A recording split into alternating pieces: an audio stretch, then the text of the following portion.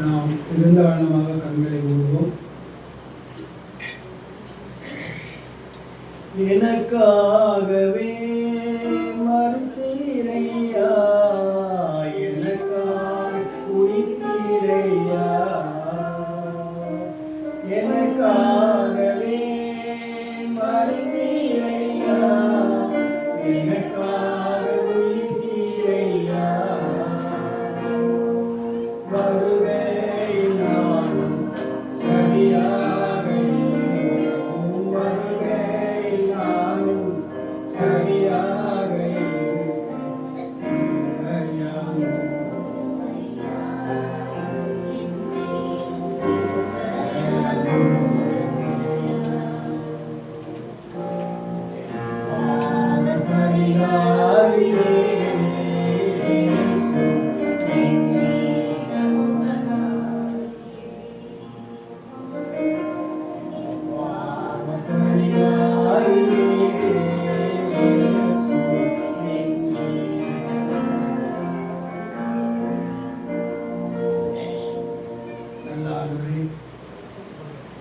எனக்காக இந்த புத்தகத்துக்கு வேண்டி எனக்காக படித்து எனக்காக உயிரோடு இருந்து எனக்காக நீ பதிவு பேசுகிறார்கள்.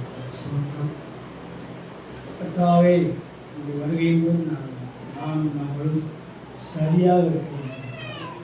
அதை நீர் விரும்புவது எங்களிலே குற்றங்கள் உண்டு, குறைகள் உண்டு, பாவம் உண்டு, தயவாய் மன்னித்து இந்த வருகையிலே நாங்கள் சரியாக இருக்க ஒரு வழிநடத்தும் ஆசீர்வதி.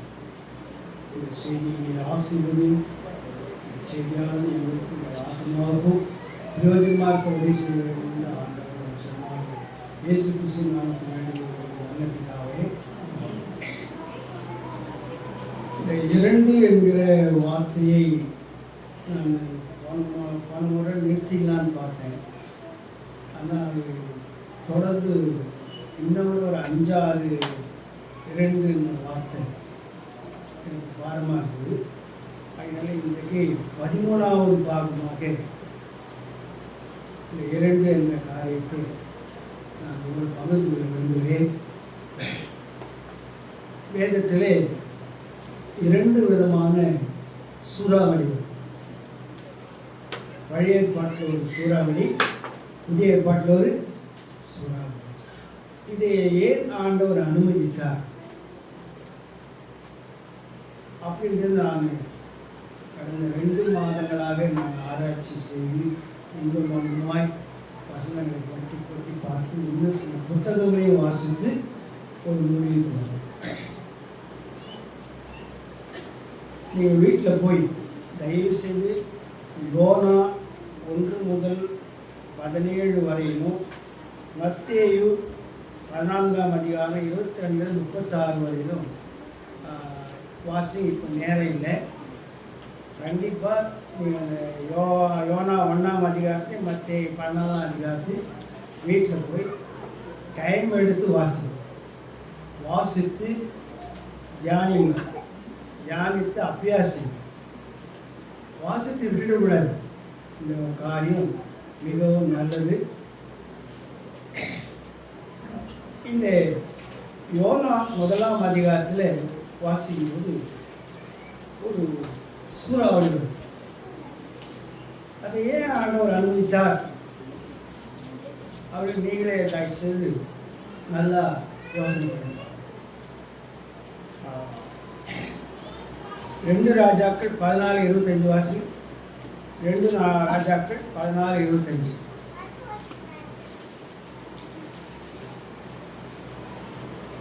காத்தேபேர் ஊரானாகிய அமித்தாய் என்னும் தீர்க்கதரிசியின் குமாரன் யோனா என்னும் தம்முடைய ஊழியக்காரனை கொண்டு இஸ்ரவேலின் தேவனாகிய கர்த்தர் சொல்லியிருந்த வார்த்தையின்படியே அவன் ஆமாத்தின் எல்லை முதற்கொண்டு சமபூமியின் கடல் மட்டும் உள்ள இஸ்ரவேலின் எல்லைகளை திரும்ப சேர்த்து கொண்டான். பாருங்க, யோனா ஒரு தீர்க்கதரிசி, அவங்க அப்பாவும் ஒரு தீர்க்கதரிசி. தீர்க்கதரிசிகள் எப்பொழுதும் ஆண்டவரோட தொடர்புடையது. எது செய்யணும்னாலும் ஆண்டவர் என்ன சொல்றாரோ அதை செய்வாங்க. அப்பேற்பட்ட தீர்க்கதரிசி ஆண்டவர் அவரை கூப்பிட்றாரு, நீ நினைவுக்கு போ, அங்கே போய் இந்த நினைவு பட்டணத்தை அழிக்க போகிறேன்னு போய் சொல்லு. அதில் அவருக்கு எந்த நஷ்டமும் இல்லை. ஆனால் அவர் என்ன பண்ணிட்டாரு, அந்த ஜனங்க பொல்லாத ஜனங்க, விபச்சாரத்தில் பொல்லாதவங்கோ, கொலை செய்றதுல பொல்லாதவங்கோ, ரொம்ப மோசமான ஜனம், அங்கே போனால் நமக்கு ஏதாவது தீங்கு வந்துட போகுதுன்னு சொல்லிட்டு அவர் என்ன பண்ணிட்டாரு, தர்ஷீஸுக்கு டிக்கெட் வாங்கி போயிட்டார். தர்ஷீஸுக்கு போயிட்டார். இதை ஆண்டவர் பார்த்தார். இவர் அழகாக போய் கப்பலில் ஜம்முன்னு அடித்தட்டில் போய் தூங்கிட்டார். கப்பல் போட்டு போயிருக்குது. எங்கே போகிறார் அவர்? ஆண்டவர் எங்கே போக சொன்னார்? நினைவு பட்டணத்துக்கு போக சொன்னார். ஆண்டவர் சொன்ன இடத்துக்கு போகணுமா வேணாம்? இவர் வேற ஒரு இடத்துக்கு போயிட்டார். நமக்கு நேரத்துக்கடா வம்பு, அவன் ஏற்காடு கட்டுமா நமக்கு, நான் செத்தான்னு எப்போ போனால் நமக்கு அப்படின்னு சொல்லிட்டு இவர் ஜம்முன்னு என்ன பண்ணிட்டாரு, வேற ஒரு கப்பல் ஜம்முன்னு தூங்கி போயிருந்தார். அப்போது ஆண்டவர் என்ன பண்ணார், ஒரு சூறாவளியை உருவாக்கினார். அந்த கப்பலே உடையத்தக்கதாக, கப்பலே கவுந்து போகத்தக்கதாக அப்படி ஒரு ஷேக் பண்ணிட்டார். எல்லாம் பயந்துட்டாங்க. அந்த யோனா 1 வாசிங்கன்னா உங்களுக்கு தெரியும். ஆனால் உள்ள இந்த கப்பலில் இருந்த வெயிட்டான சமாளத்தை கப்பல் கடலில் போட்டுடுறாங்க. அப்போ அந்த சூறாவளி நிற்கல, கப்பலே உடையத்தக்கதாக. அப்புறம் சீட்டு போட்டு பார்க்குறாங்க. அவன் முதல்ல என்ன பண்ணுறான், அவங்க உங்கள் தெய்வங்களை நீங்கள் வேண்டிங்க, சமாளிக்க முடியல, கடவுள் தான் நம்மளை காப்பாற்றணும் அப்படின்னு சொல்லிட்டு ஒரு அந்த மாலுமி சொல்கிறான். அப்புறம் எல்லாரும் அவங்க தெய்வத்தை வேண்டிக்கிறாங்க. இவர் என்ன பண்ணுற, நிம்மதியாக தூங்கிட்டான். யார்? நிம்மதியாக தூங்கிடுங்க. அப்புறம் அவனை தட்டி எழுப்பி, யார் பாடி எங்கேருந்து வந்து என்னத்துக்கு போகிறது எல்லாம் விசாரிக்கணும். அப்புறம் பார்க்குற சூழ்நிலை அப்போ தான் பார்க்குறாரு, ஐயோ இது நான் ரொம்ப போச்சு, என்ன காட்டி கொடுக்குற வேலையாக போச்சுன்னு சொல்லிட்டு தன் பிழையை அவன் உணர்ந்தான். நம்மளை நினைவு பட்டணத்துக்கு போக சொன்னார். நம்ம என்ன பண்ணோம், தர்ஷீஸ் பட்டணத்துக்கு போகிறோம். இந்த சூறாவளி என்னால் தான் வந்தது அப்படின்னு சொல்லிட்டு அப்புறம் அவங்க சீட் போடுறாங்க. குயிக்கு யாரும் இருந்தது அவனுக்கு கடலை போட்டுருந்தான். அப்போது இந்த சூறாவளி அடங்குமா, இந்த கொந்தளிப்பு அடங்குமா பார்ப்போம்னு சொல்லிட்டு அந்த சீட்டு அந்த யோனா பேருக்கு விழுந்துச்சு. அப்போ அவன் தாராளமாக நான் சொல்லிட்டேன், என்னை தூக்கி சமுத்திரத்தில் போட்டுருந்தோம், ஒரு வேலை அந்த சூறாவளிக்கு நின்றுடும்.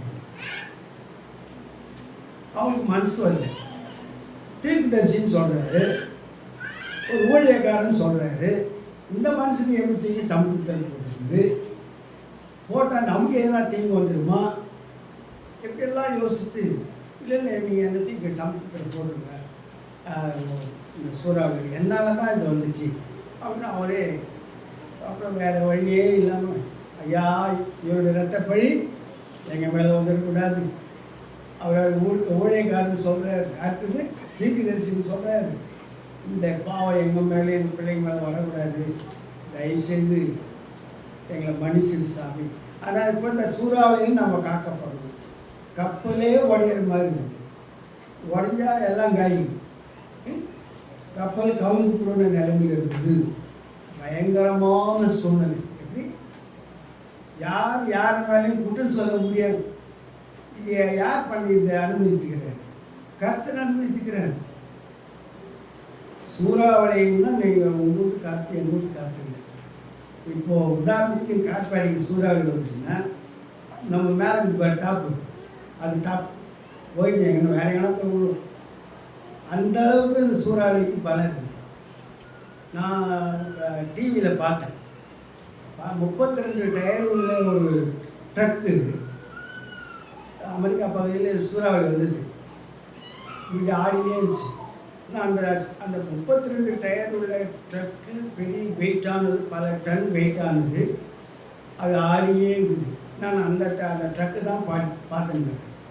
அப்புறம் ஒரு இன்ச்சு மேலே ஏறுது. அவ்வளோ வெயிட்டான ட்ரக்கு 1 இன்ச்சு மேலே போகுது. என்னடா சாமி, அது இவ்வளோ வெயிட்டான ட்ரக்கையே இது காற்று தூக்குதே அப்படின்னு நான் கண்ணை மூடாமல் அதே பார்த்துருந்தேன். அப்புறம் 1 இன்ச்சுன்றது 1 அடியாக மாறிடுச்சு. அங்கே போய் 1 அடியில் உயர்ந்து ஆடிடுது. ஆனால் இந்த சுழல் காற்று சுழற்சி அது தூக்கினே எத்தனை டன் வெயிட் எனக்கு தெரியாது. 32 டயர் நான் எண்ணெய் ஒரு டயராக எண்ணினேன். இந்த பக்கம் என்ன அந்த பக்கம் அதே மாதிரி இருக்குன்ட்டு எண்ணினேன். நீங்கள் நம்புவீங்களோ நம்ப மாட்டீங்களோ, ஒரு 100-120 அடி உயரம் அந்த ஸ்ட்ரக்சருக்கு மேலே இருந்துச்சு. அப்போ அந்த காற்றுக்கு எவ்வளோ வளம் இருக்குது இல்லையா?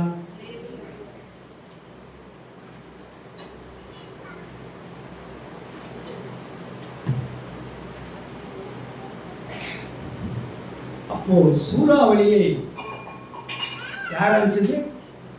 கர்த்தர் அனுப்புறாரு. நல்லா மனசுல பதிய வச்சுக்கணும். சூறாவளி யார் அனுப்புறாரு? கர்த்தர் அனுப்புகிறார். இப்போ யோனாவை தூக்கி சமுத்திரத்தில் போட்டோன்னு அடங்கிடுச்சு. அந்த சூறாவளி காற்று அடங்கிடுச்சு.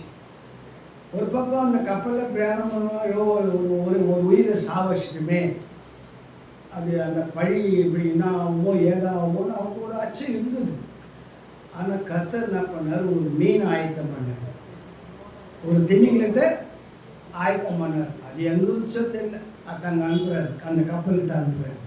அது போகுது. யோனாவை போட்டோன்னா ஒரு 100 அடி 120 அடி சமுத்திரத்துக்குள்ள போகிறார்.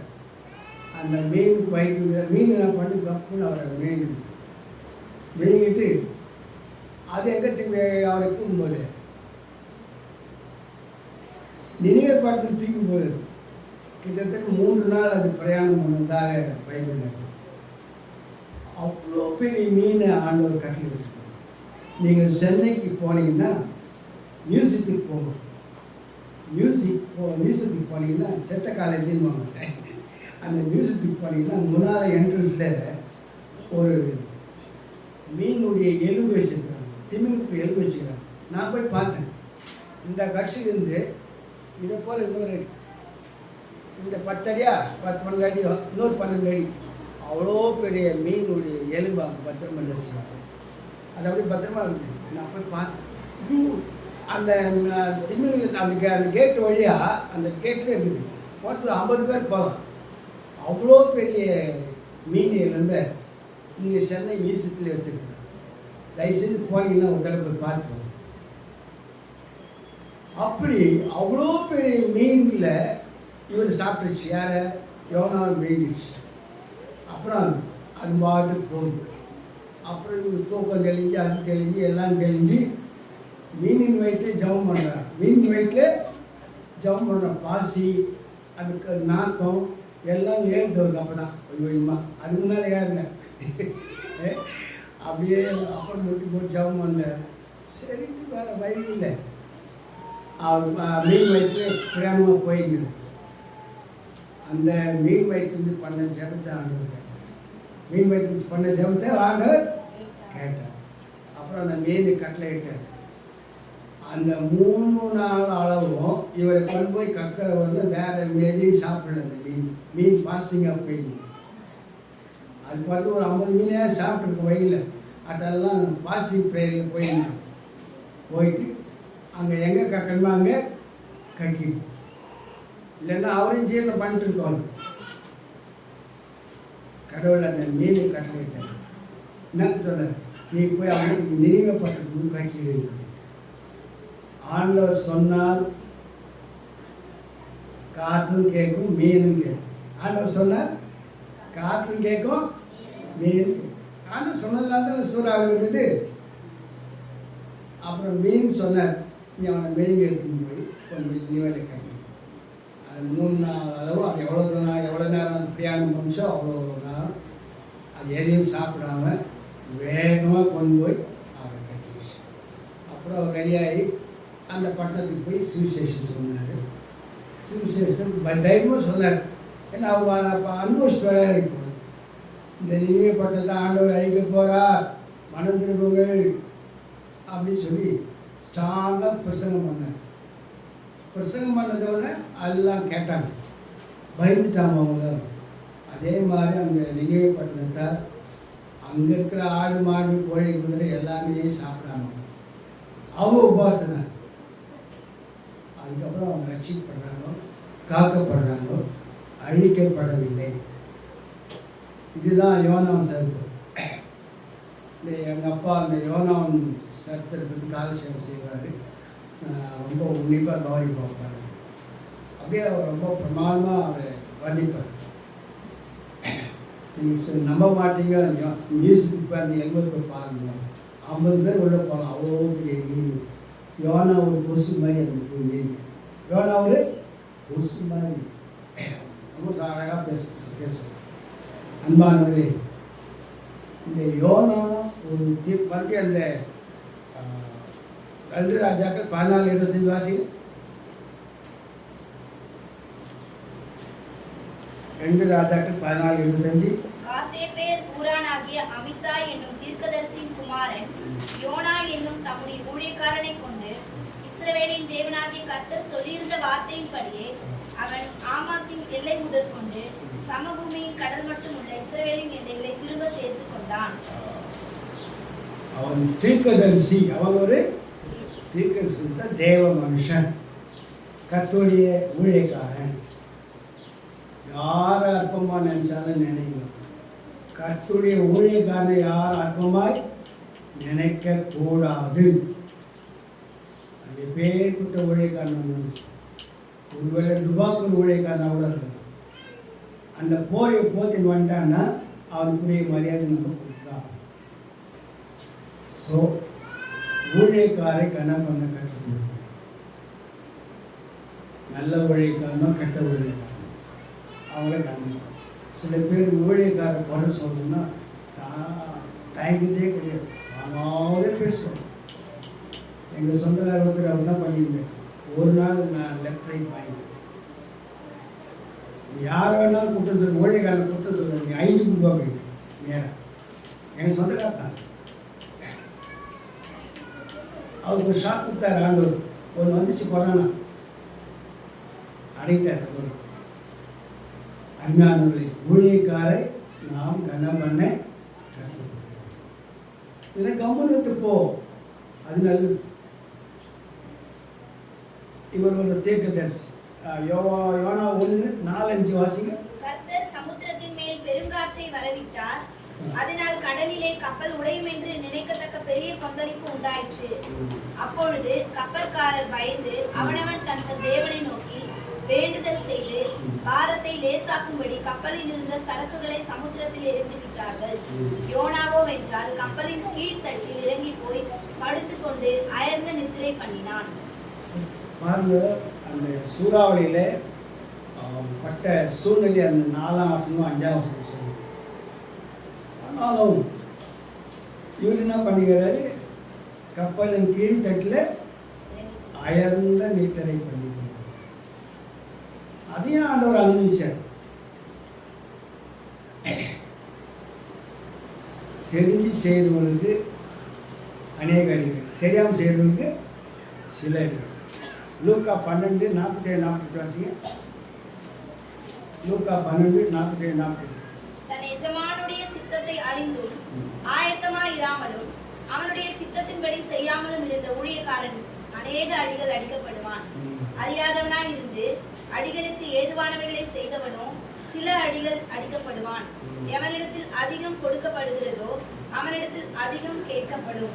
மனுஷர் எவனிடத்தில் அதிகமாய் ஒப்புவிக்கிறார்களோ அவனிடத்தில் அதிகமாய் கேட்பார்கள்.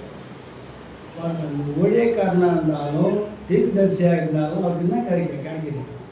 அடி கிடைக்குது. அநேக அடிகள் கிடைக்கும். தெரிஞ்சு செய்தாரோ தெரியாமல் செய்தாரோ நல்லா கவனி. அந்த வருஷத்தை லூக்கா 12:47-48 வாசி. நல்லா வாசிப்பாரு. யாரையும் ஆண்டவர் விட்டுட மாட்டார். அவங்களுடைய பனிஷ்மெண்ட் ஆண்டவர் கொடுத்து தான் இருக்கு. அது ஊழியக்காரன் தப்பு பண்ணாலும் சரி, ஊழியக்காரன் அல்லாதவன் தப்பு பண்ணாலும் சரி, கண்டிப்பாக அடிப்பார். அது அவர் இஷ்டம்.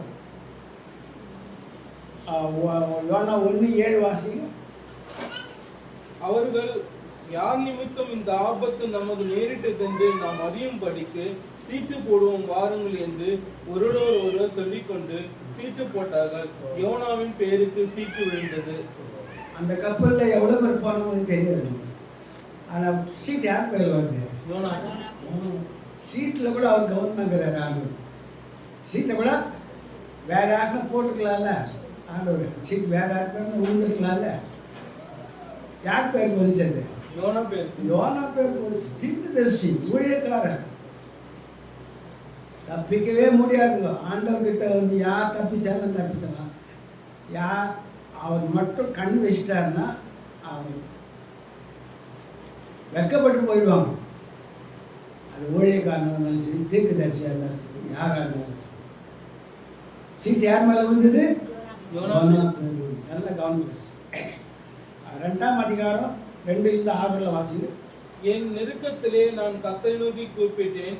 அவர் எனக்கு உத்தரவருளினார். நான் பாதாளத்தில் வயிற்றிலிருந்து கூக்குரலிட்டேன். நீர் என் சத்தத்தை கேட்டேன். சமுத்திரத்தின் நடுமயமாகிய ஆழத்திலே நீர் என்னை தள்ளிவிட்டீர்.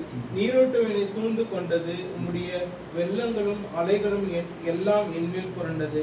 நான் உமது கண்களுக்கு எதிரே இராதபடிக்கு தள்ளப்பட்டேன். ஆகிலும் இன்னமும் உம்முடைய பரிசுத்த ஆலயத்தை நோக்குவேன் என்றேன்.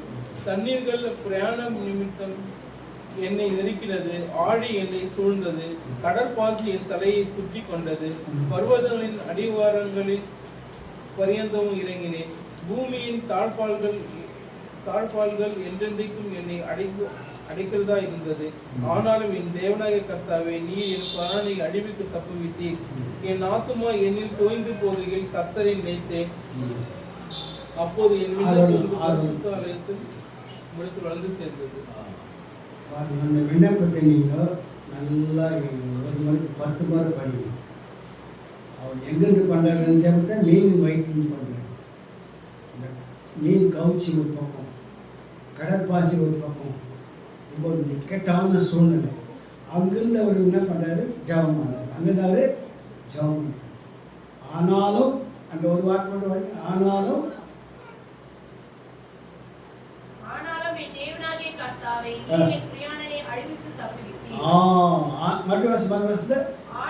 ஆனாலும் என் தேவனாகிய கர்த்தர் நீர் என் பிராணனை அழிவுக்கு தப்புவிக்கிறார். அதுதான் ஆண்டவருடைய லட்சணம்.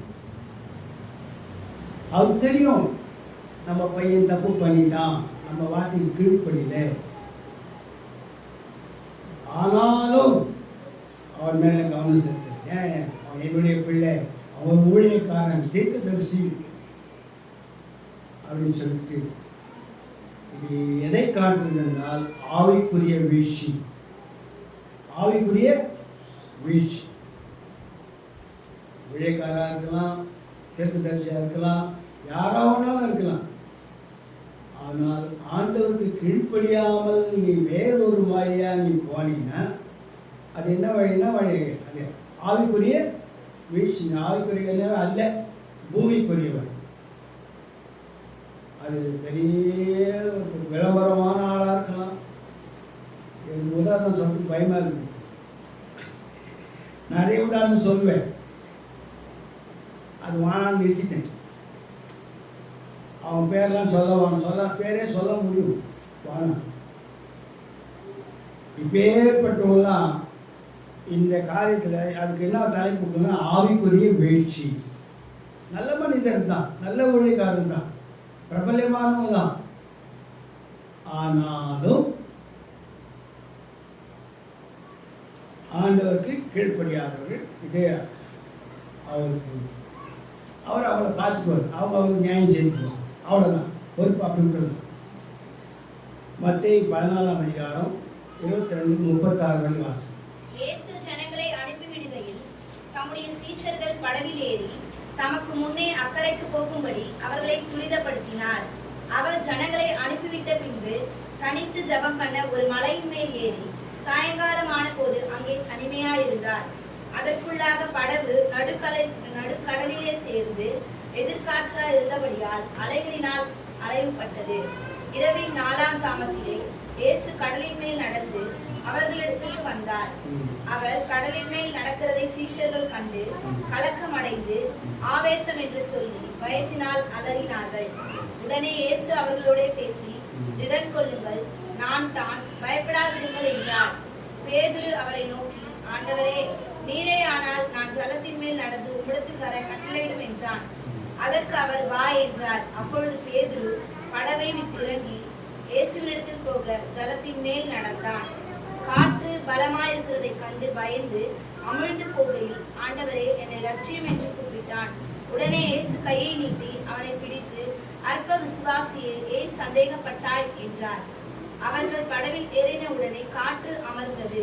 அப்பொழுது படவில் உள்ளவர்கள் வந்து, மெய்யாகவே நீர் தேவனுடைய குமாரன் என்று சொல்லி அவரை பணிந்து கொண்டார்கள். பின்பு அவர்கள் கடலை கடந்து கெனசரேத்து நாட்டில் சேர்ந்தார்கள். அவ்விடத்து மனுஷர் அவரை இன்னார் என்று அறிந்து சுற்றுப்புறமெங்கும் செய்தி அனுப்பி பிணியாளிகள் எல்லாரையும் அவரிடத்தில் கொண்டு வந்து அவருடைய வஸ்திரத்தின் ஓரத்தை ஆகிலும் அவர்கள் தொடும்படி உத்தரவாக வேண்டும் என்று அவரை வேண்டிக் கொண்டார்கள். தொட்ட யாவரும் சொஸ்தமானார்கள். இது புதிய ஏற்பாட்டில் வந்த ஒரு சூறாவளி. ஆண்டவரே அவங்களை அனுப்புகிறார், நீ முன்னால் போங்க அப்படின்னு. எல்லாரும் போகிறாங்க, சீஷர்கள்லாம் போகிறாங்க. அவர் தான் அனுப்புகிறார். யோனாவையும் பிதாவானவர் அனுப்பிச்சார், நீ போப்பா அப்படின்னு. அவர் வேற வழியாக போயிட்டு மாட்டினார். அடுத்தது இங்கே புதிய ஏற்பாட்டில் நீங்கள் சீஷர்லாம் நீங்கள் போங்க, நான் அப்புறம் வரேன்னு சொல்லிட்டு அவர் ஜெபம் பண்ண போயிட்டார். அவர் மலையின் மேலே ஏறி ஜெபம் பண்ணார். இந்த பகுதியை நீங்கள் வீட்டில் போய் நல்லா வாசி. மார்க் 6:48 வாசி. மார்க் 6:48. அப்பொழுது காற்று அவர்களுக்கு எதிராக இருந்தபடினால் அவர்கள் தண்டு வலிக்கிறதில் வருத்தப்படுகிறதை அவர் கண்டு ராத்திரியில் 4ஆம் ஜாமத்தில் கடலின் மேல் நடந்து அவர்களிடத்தில் வந்து அவர்களை கடந்து போகிறவர்கள் போல் காணப்பட்டார். 4ஆம் ஜாமம்னு அது ஐயா அப்படி கேட்குறது, என்ன டைம்னு சொல்லுவார். 4ஆம் ஜாமம்னா அவ்வளோ நேரம் அவர் ப்ரேயர் பண்ணுவீங்க. ஆண்டவர் மலையின் மேலே பிரயாணம் பண்ணுது. இந்த கப்பல் அதனால் 4ஆம் ஜாமத்தில் அது போயிடுது, பிரயாணமாக போயிடுது. அது ஒரு ஜாமத்துக்கு எத்தனை அவர் இருந்தது நீங்கள் அவருக்கு தெரிஞ்சுக்கணும், அந்த நாலேஜ் இல்லை. ஆனால் 4ஆம் ஜாம் அவர் வரார். எப்படி வர்றாரு? அந்த கடல் மேலே நடந்து வர்றாரு. அது மிகப்பெரிய அதிசயம். அந்த அதிசயத்துக்கு விவரிக்க என்னால் முடியாது. கடல் மேலே நடந்து போட்டு முடியும். சாதாரணமானக்காரங்க அது நான் கருணாமூர்த்தியில் அதை அடிக்கடி பார்ப்பேன். அதே சாமி கடலில் நடந்து போகும். ஆனால் அது கீழே பெஞ்ச் வச்சுக்கிறேன், அது நடந்து போகிறார். நடிகராஜ் அவர் ஊந்து கூட வச்சு அப்படி கடல் மேலே நம்மளும் தண்ணி மேலே நடக்க மாட்டோம். தண்ணி போட்டு வேணும் நடக்கும். நம்மளுக்கு தண்ணி மேலே நடப்பாங்களா? நடக்க மாட்டோம். தண்ணி போட்டுன்னு வேணும் நடக்கும். இது ஆண்டவருக்கு விரோதமான, ஆண்டவருக்கு விரோதமான. யோவான் 6:18.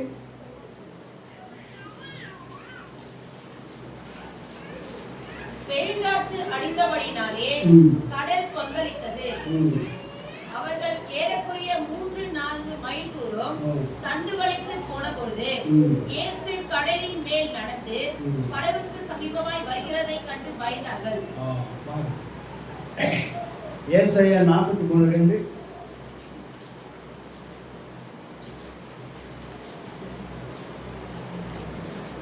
நீ தண்ணீர்களை கடக்கும் போது நான் உன்னோடு இருப்பேன்.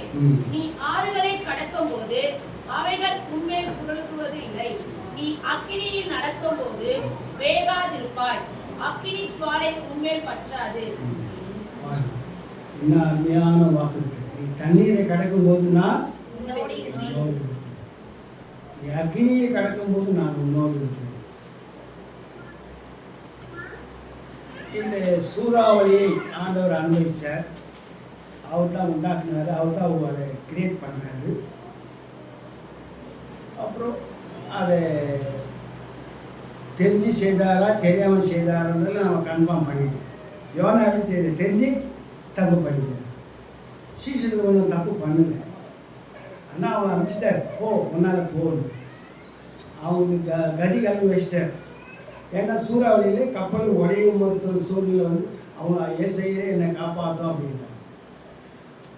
அன்பானவர்களே, இப்போ மெயினாக ஒரு வார்த்தைக்கு கன்க்ளூஷன் வரும். இயேசு கிறிஸ்து நம்மோடு இருந்தால் எந்த சூறாவளியும் வராது. இப்போ யோனாவோட பிதா இருந்திருந்தாருன்னா அந்த சூறாவளி வந்துருக்குமா? வந்திருக்காரு. அவர் பிதா விட்டு யோனா தூரம் வந்துட்டார். ஆகவே பிதாவோடு குமாரனாகிய ஆண்டவராகிய இயேசு கிறிஸ்துவோடும் பரிசுத்த ஆவியானவரோடும் நமக்கு ஒரு நல்ல உறவு இருக்க வேண்டும். நல்ல உறவு இருக்க வேண்டும். அதில் கனெக்ஷன் கட் ஆச்சுன்னா சூறாவளி வந்து இப்போ இயேசு நம்மோடு இருந்தால் சமாதானம் வேணுமா? சமாதானம் அவர் கொஞ்சம் ஓரம் கட்டினோம்னா குடும்பத்தில் சமாதானம். ஒரு உதாரணம் சொல்லக்கூடாதுன்னு நினச்சேன், நான் சொல்ல வேண்டியது இல்லை. என்னை மன்னிச்சு. என்னுடைய வாழ்க்கையிலே எனக்கு கல்யாணம் பண்ண ரெவரண்ட் அவர்கிட்ட நாங்களும் எங்கள் அப்பாவும் போய் டேட் கேட்டோம், கல்யாணத்துக்கு ஒரு நாள் கொடுக்கணும். அவர் கொடுத்தார்.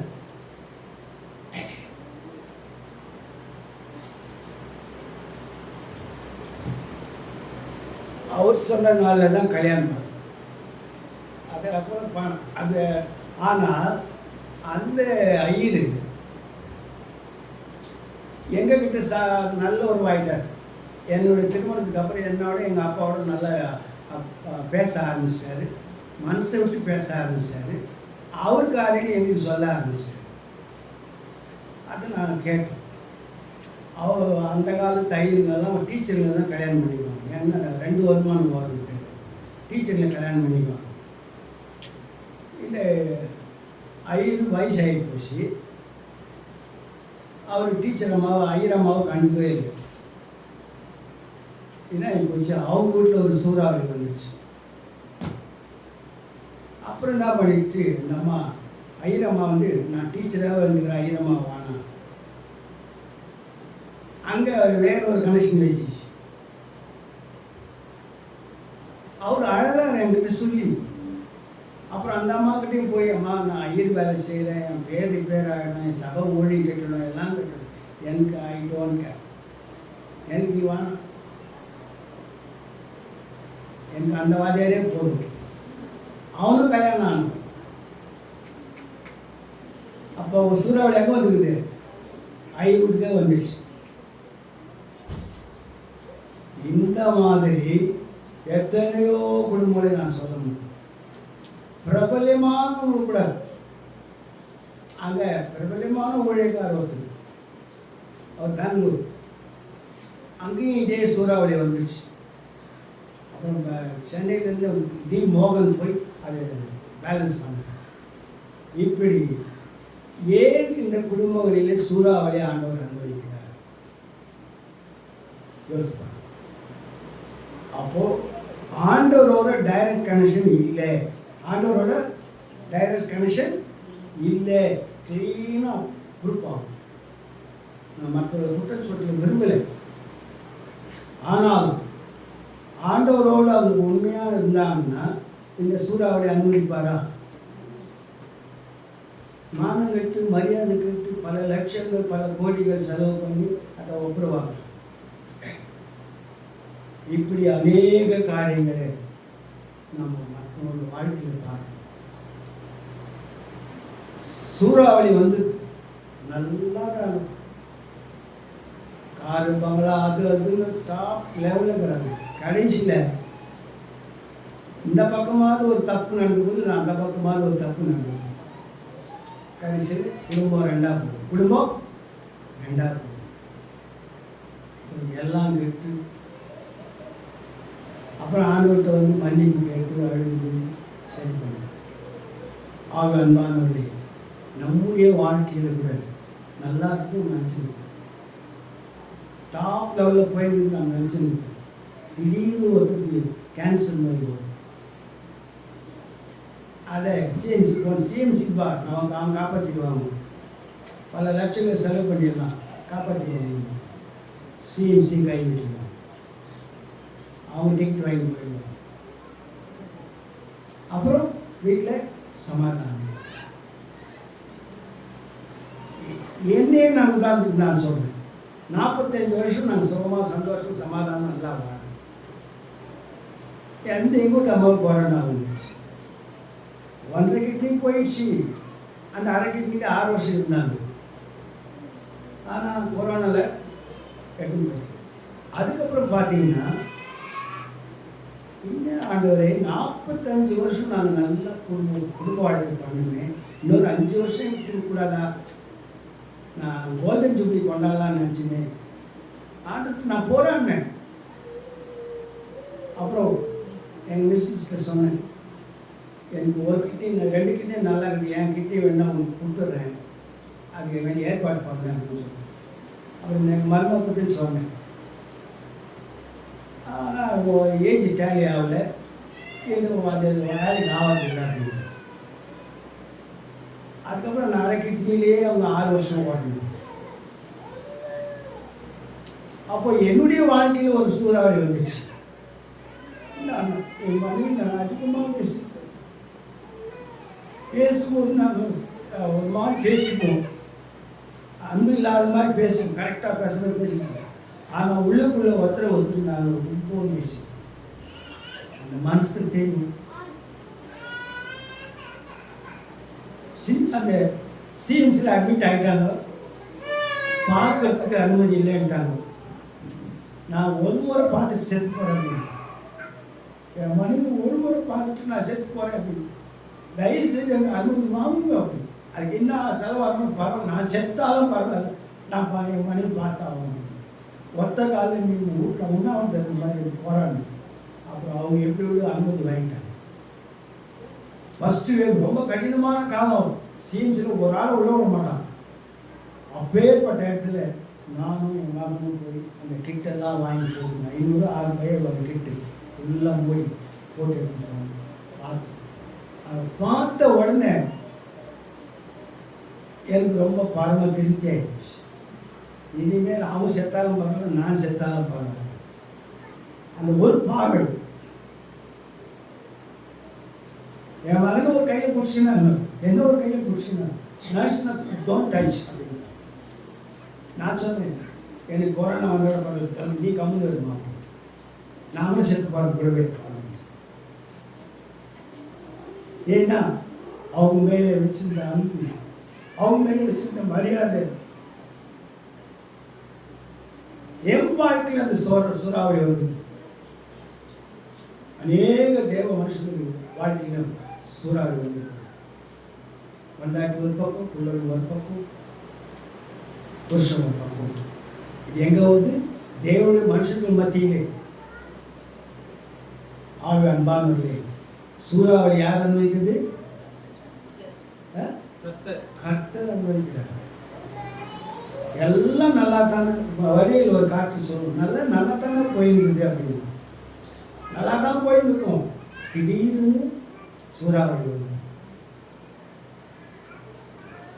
பிரமாதமாக போயிருக்க எல்லாம். ஆனால் சூறாவளி வந்து வந்துட்டா போதும். சிலருக்கு கேன்சர் நோய் வந்து, சிலருக்கு பேய் பிடிச்சிடும். பேய் வந்து பிடிச்சிச்சுன்னா அவ்வளோதான், அந்த குடும்பம் அவுட். ஸோ தீராத வியாதிகள் வந்துடும். இதெல்லாம் யார் அனுமதிக்கிறார்? கர்த்தர் அனுமதிக்கிறார். தயவு செய்து நீங்களும் நானும் ஆண்டவருக்கு, ஆண்டவரே அப்படி ஒரு தர்ம சங்கடமான நிலை எனக்கு வேணாம் சாமி, என்னை சமாதானத்தோடு வைக்கணும். நான் ஏழ்மையாக இருந்தால் கூட பரவாயில்ல, எனக்கு நிம்மதி மட்டும் தாரு சாமி. எத்தனை கோடி பணம் இருந்தாலும் நிம்மதி இல்லைன்னா ஆகும். பணம் இருந்தாலும் இல்லாவிட்டாலும் முன்னே தேவை, நிம்மதி தேவை, சமாதானம் தேவை, சந்தோஷம் தேவை, மனநிறைவு தேவை. அந்த மனநிறைவை ஆண்டவர் தான் கொடுப்பார். அந்த சமாதானத்தை யார் கொடுப்பாரு? ஆண்டவர் கொடுப்பார். நம்ம சபையின் பேரு சமாதான திருச்சபை, பிரின்ஸ் ஆஃப் பீஸ். தனி மனிதனுக்கு சமாதானம் தேவை. இன்னொரு முறை அந்த சமாதானத்தை பற்றி நம்ம பேச. சமாதானம் தான் முக்கியம். காசு முக்கியம் இல்லை, சௌகரியம் முக்கியம் இல்லை, கார் முக்கியம் இல்லை, பங்களா முக்கியம் இல்லை, குவார்டர்ஸ் முக்கியம் இல்லை, அது முக்கியம் இல்லை. அதெல்லாம் ஆண்டவர் சித்தமாக தான் உங்களுக்கு கொடுப்பார். கொடுத்தா தேங்க்ஸ் சொல்லி போயிடுங்க. அதுக்காக உங்கள் ஜீவனை எதிராக எழுதுறாரு. ஆண்டவர் சித்தமாக தான் உங்களுக்கு ஒரு வீடு 9 வீடு கொடுப்பார். ஒரு காரில் 2-3 கார் கொடுப்பார். ஒரு காரில் திருப்தி அடைஞ்சிடக்கூடாது, 9 கார் கொடுப்பார். ஆண்டவர் கொடுப்பாரா கொடுக்க மாட்டாரா? கொடுப்பாரா கொடுக்க மாட்டாரா? அவர் நினைச்சா 5-6 கார் கொடுப்பாரு. ஒருவேளை இப்படி 1 லட்சம் ரூபாய் கடனில் இருப்பேன், ஆண்டவர் வயிற்று சித்தம் கொண்டா நீ ஒருத்தருக்கு 1 லட்சம் கடன் கொடுப்ப, 2 லட்சம் கடன் கொடுப்ப. அந்த அளவுக்கு என்ன பண்ணுவார்? ஆண்டவர் வைத்துவார். நீ ஆண்டவர் உன்னோடு இருந்தார். அதுதான் உன்னோடு நான் இருந்தால் ஒரு பாட்டு. அந்த பாட்டு நீங்க அப்ப பாரு. ஆண்டவர் நம்மோடு இருந்தார். முதலாவது உன் உள்ளத்தில் இருந்தார், 2வது உன் இல்லத்தில் இருந்தார், 3வது உன் சபையில் இருந்தார். ஒரு வரையும்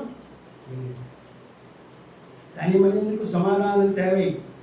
உன் அலகத்துக்குள்ளே சமாதானம், உன் வீட்டுக்குள்ளே சமாதானம் இருக்கணும், உன் பட்டணத்துக்குள்ளே சமாதானம் இருக்கணும். இல்லைன்னா சூறாவளி, இல்லைன்னா சூறாவளி. இங்கே 2 விதமான சூறாவளி. பழைய ஏற்பாட்டு ஒரு சூறாவளி, புதிய ஏற்பாட்டு ஒரு சூறாவளி. ஆகவே ஆண்டவரோடு நாம் நெருங்கி இருக்கிறோமா? ஆண்டவரோடு தொடர்பில் இருக்கிறோமா? அதுதான் கேள்வி. சும்மா ஐ வாஷ் பண்ணிக்கின்னு, பிலிம் காட்டிக்கின்னு, டுபாக்கோ வேலை பண்ணிக்கின்னு, ஊரையா மாற்றிக்கின்னு அப்படிலாம் இருந்தால் அவங்களுக்கு கண்டிப்பாக சூறாவளி வரும். கவலைப்படாது, பயங்கரமான சூறாவளி வரும். இன்னொரு குடும்பத்தை யாரும் நான் பேசுறது விரும்பல. 4 பிள்ளை பெற்றுட்டார், நல்லா தான் இருந்தார். இன்னொரு அப்புறம் பார்த்தா இன்னொன்று சேர்த்துக்கணும். இப்போ அந்த குடும்பத்தில் சூறாவளி வந்துச்சு. 4 பிள்ளை பெற்றுட்டு பிறகு சூறாவளி வந்துச்சு. அது இன்னைக்கு வந்து தலைநோவாக தான் இருக்குது.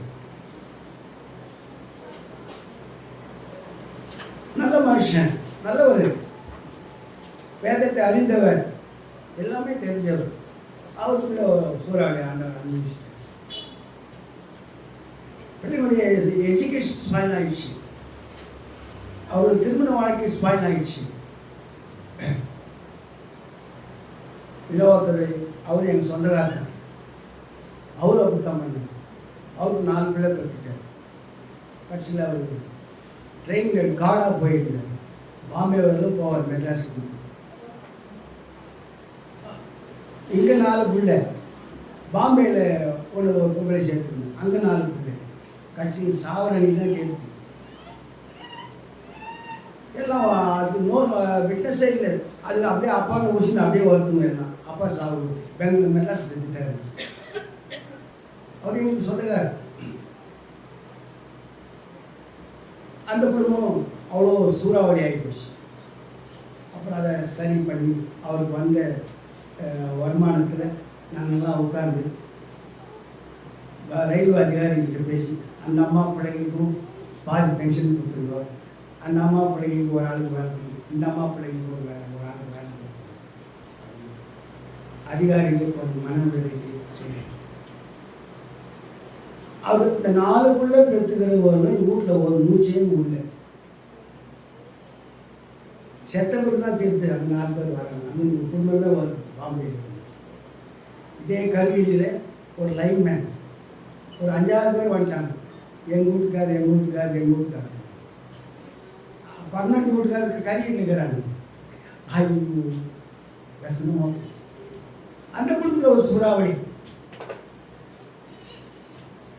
இதுக்கெல்லாம் காரணம் என்னன்னா ஆண்டவர் அவரோடு இராததினால், ஆண்டவர் அவரோடு இராததினால்.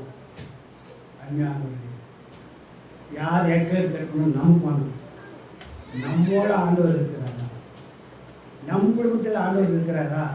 உன்னோட ஆண்டவர் இருக்கிறாரா? அப்படி நம்ம ஆண்டவரோடு வேத வாசிப்பில் குறைக்காத, ஜவுமத்தில் குறைக்காத, ஆலயத்துக்கு வரதில் குறைக்காத. இப்போ ஆலயத்தை வரதை பற்றி கண்டிப்பாக பேசினார். அதனால் நீங்கள் ஸ்ட்ரிக்டாக இருந்தீங்கன்னா உங்களை கொண்டு பெரிய காரியங்கள் ஆண்டவர் செய்யும். இல்லையா? நீ ஆண்டோடைய வார்த்தைக்கு கீழ்ப்படிஞ்சு ஆண்டவரை நீ முதலாவது கனம் பண்ணினா ஆண்டவர் என்ன பண்ணுவார்? உனக்கு ஆசீர்வாதத்தின் மேல் ஆசீர்வாதம் தருவார். சூறாவளி அனுமதிக்க மாட்டார். அவர் நான் முடிச்சிடுறேன். நான் உதாரணம் சொல்லக்கூடாதுன்னு நினச்சேன், நான் முடியல. அஞ்ஞானங்களே, நாம் ஆண்டவரோடு, யோனா ஆண்டவரோடு தினந்தோறும் தொடர்புடைய நாம் அந்த தொடர்பு அவர் கட் பண்ண சூறாவளி வந்து மாட்டினார். சீட்டு அவர் மேலே ஊந்துச்சு. அதே போல புதிய ஏற்பாட்டிலும் ஆண்டவரே அமைச்சார் சுவிசேஷகர். அவங்க ஆண்டவருக்கு இருக்கிற நமக்கு ஆண்டவருக்கு அந்த தைரியம் இல்லை. அவங்களும் பயந்து ஐயா ஆண்டவர் ஏசையே எங்களை காப்பாற்றணும். ஆனாலும் கர்த்தர் அவரோடு. அதுக்கப்புறம் அவர் எத்தனை அற்புதம் செய்தார்னு நீங்கள் வாசிங்க. நிறைய அற்புதம் செய்தார் இயேசு கிறிஸ்து. ஆறு அன்பானவரே, இந்த சூறாவளி நமக்கு ஏன் ஆண்டு பைபிளில் கொடுத்துருக்கிறாருன்னு யோசிக்கணும். அது யோசித்து நாம் வழி விலகும் போது, ஆண்டரை விட்டு தூரம் போகும்போது, அங்கே குடும்பத்திலையும் சமாதானம் பெற்றது, சபையிலும் சமாதானம் பெற்றது. தனி மனிதனுக்கு சமாதானம் போயிடும், குடும்பத்துக்கு சமாதானம் போயிடும், சபையில் கூட சமாதானம் போயிடும். ஆகவே நாம் அவரோடு இருக்க அவருக்கு கீழ்ப்படிவோம், அவருடைய வார்த்தைக்கு கீழ்ப்படிவோம். இந்த சபையை நான் நேசிக்கிறதுக்கு காரணம் வார்த்தைக்கு முக்கியம், வார்த்தைக்கு முக்கியம். இதுதான் நமக்கு ஆசீர்வாதம், இதுதான் நமக்கு தேவை. அவரோடு இருப்போம், அவர் நம்மோடு இருப்பாருன்னா நமக்கு எந்த குறையும் சமாதானம் சமாதானம் நிம்மதி நிம்மதி. ஆண்டவர் நினைச்சா இந்த கீழாக்காமல் உயர்த்துவார். அவங்க கவுத்து விட்டு ப்ராப்ளத்தை நீ பாட்டு யோசனைக்கு அவர்கிட்ட பண்ணிருக்காரு. அவர்கிட்ட பிளான் கொடுத்துரு. நான் அப்படி தான் கொடுத்துட்றேன். ஆண்டவர் இனிமேல் உங்களுடைய சித்தம் நீர் பார்த்து போகணும். அது இருக்கும்போது கர்த்தர் நம்ம பார்த்து போடுவார்.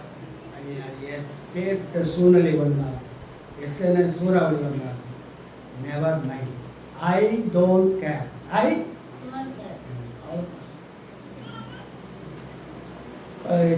டிவி விளம்பரத்தில் ஐடி கேட்பா அப்படின்னு.